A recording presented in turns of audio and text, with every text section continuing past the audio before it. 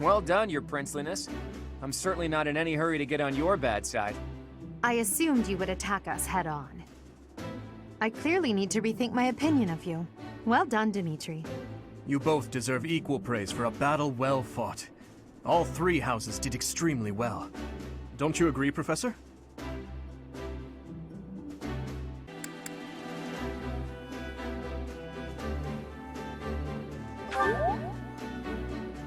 It only seemed that way because of the caliber of your command.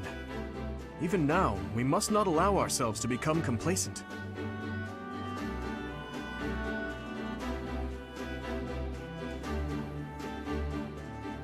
In any case, I hope the day never comes when we have to put this experience to use. I wouldn't mind. I'll accept a challenge from either of you at any time. I'm kidding, of course. That is nothing to joke about. The shame of this mock battle. How admirable, Teach. On that note, I have a proposition. When we get back to Garreg Mach, let's have a grand feast to break down the walls between our respective houses. And by a grand feast, I mean a fairly regular feast in the dining hall. You really value that kind of thing, don't you? Well, I suppose no harm can come from it. Count me in. I have no objections either. And you, Professor?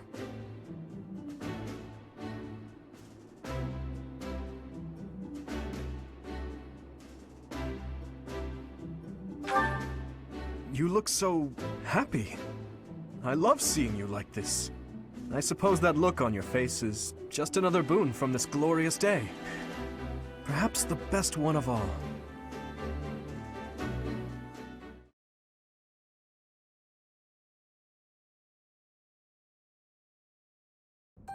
I had a wonderful time today, Professor.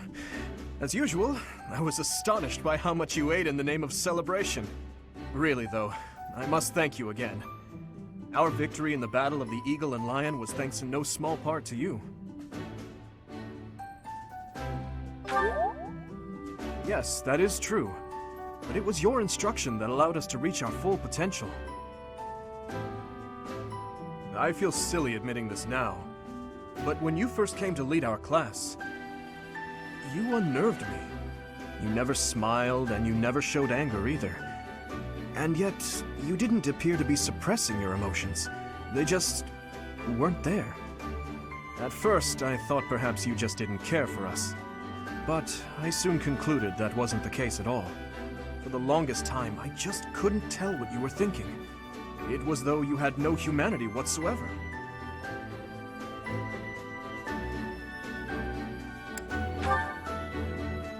You're different now.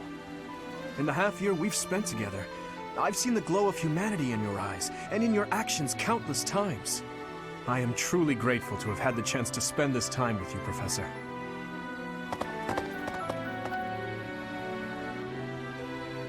What are you two talking about? How dare you get chummy without us? That's enough, Sylvain. Oh, please.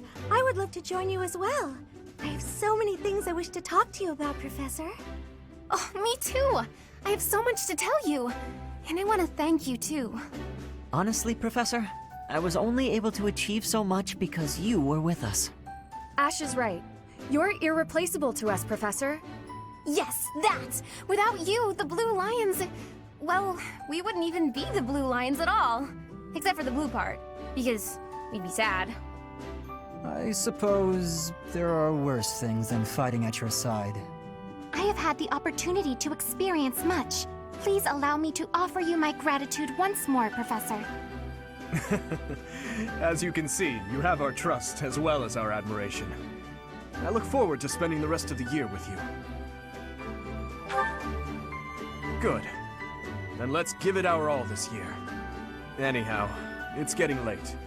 We had better return to our quarters and get some rest.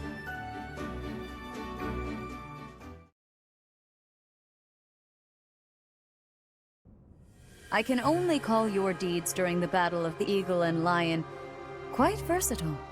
Comparing against their performance at the mock battle of the Great Tree Moon, the students have grown significantly. It is clear that this is a result of your guidance. In appreciation of your efforts and to show our high hopes for the future of your students, I award you with this. Please continue to instruct your students as a model teacher. So, you've made good use of all my power after all. I would have been upset if you had failed at such an easy task. It pains me to assign such a disturbing mission to you during such a blessed moment in time. However, next month your assignment will be to journey to Remire Village to investigate an abnormal occurrence there. Remire Village. If I recall, you've been there with your father many times.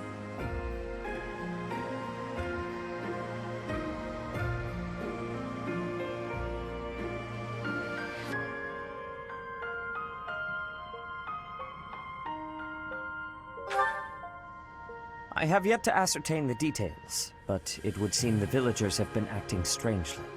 I have already dispatched the knights to verify the authenticity of this information. They should be back shortly. I suggest you begin by finding out what they have discovered. I pray this is not a bad omen. May the goddess protect you all.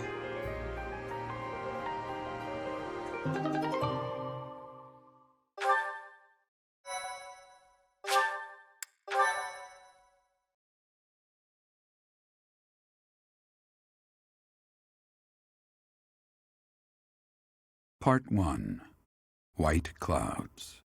Red Wolf Moon. The Flame in the Darkness.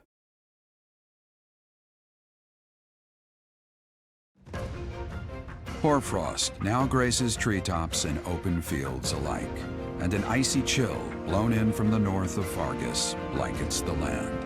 All of Fodlan's creatures begin to settle in for a long winter. The setting sun bathes the full winter coat of every wolf in a foreboding scarlet glow. Hunters can now spread the word that the Red Wolves are back on the prowl.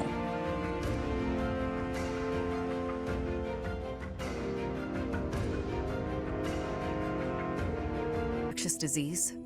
There are no absolutes in medicine, but the chances are extremely slim. Restless movements, fits of violence, becoming bedridden, or even impossible to wake. With symptoms that varied, there are only a few possibilities. It's either a mixture of poisons or magic, and dark magic at that. You're talking about Remire Village, aren't you, Manuela? Oh my, if it isn't Gerald. Tell me, what was the first thing you heard? Everything, after you mentioned that it's not likely an infectious disease. My child and I owe the people of Remire Village. If something's happening there, we must help them. We scouted the area ourselves. Speak with the knights, hear what they have to say. I must go. Thank you for your help, Manuela. You know, I'm more than willing to go with you to Remire Village. After all, I owe you my life.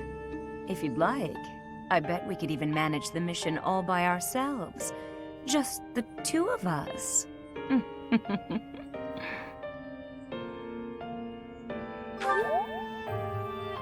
Professor! A bit of a tease, are we? A girl could get used to this side of you. Nice try, but I'll be going to the village as well. Enough nonsense. It's time to move out. As you like. Goodbye, Gerald. Goodbye, Professor. I'll be in my office making preparations. What about you? If you have the time, it would be helpful if you could go ahead and talk to the knights.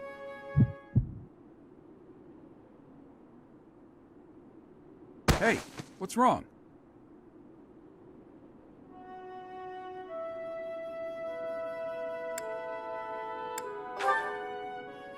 If anything feels off, return to the infirmary. No need to just grin and bear it. Got it? Ugh, what could have caused such dizziness? I felt it too. Actually, I felt that way before.